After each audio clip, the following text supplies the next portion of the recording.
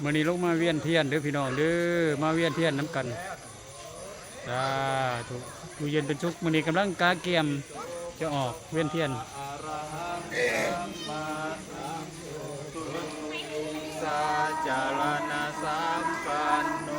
สุขโตโลกวิทูอนุตตโร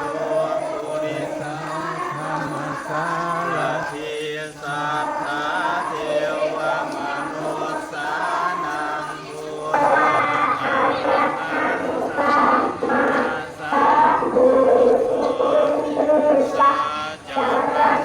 สัมปันโนสุข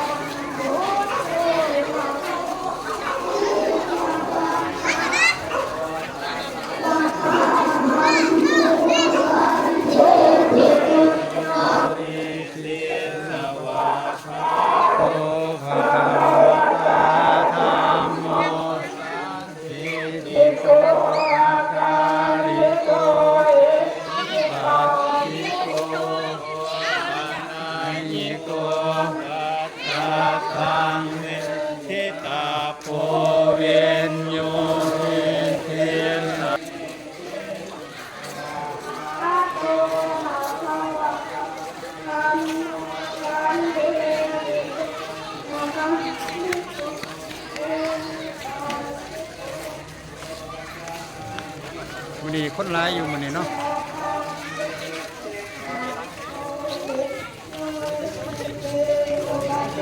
ใช้อะไรมาหน่อยไหมมาหน่อยไหมน้อยๆนะนี่โอเค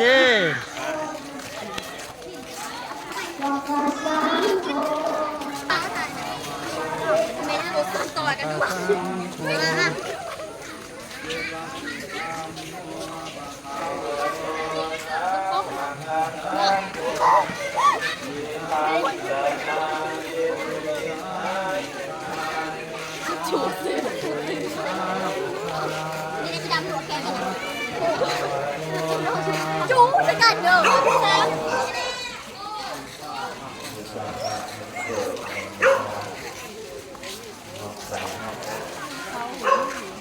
3 หอบแล้ววันนี้พี่น้องเอ้ยถือว่าได้เอาดอกไม้ไปบู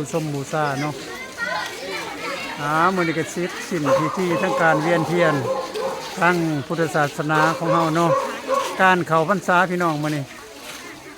ถือว่ามื้อนี้เป็นมื้อเข้าพรรษาขอบใจน้ำยันตีพี่น้องเบิดสุขุสุขคนเด้อบัดนี้อยู่เย็นเป็นสุขอยู่ดีมีแห้งสาธุ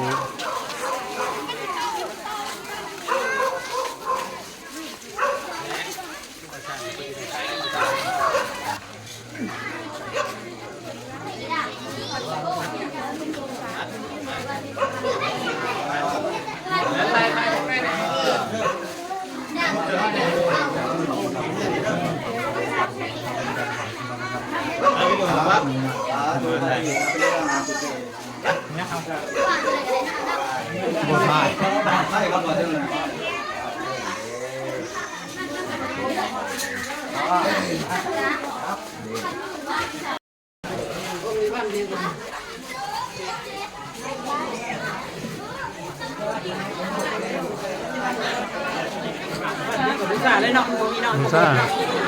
เอาดอกไม้เอา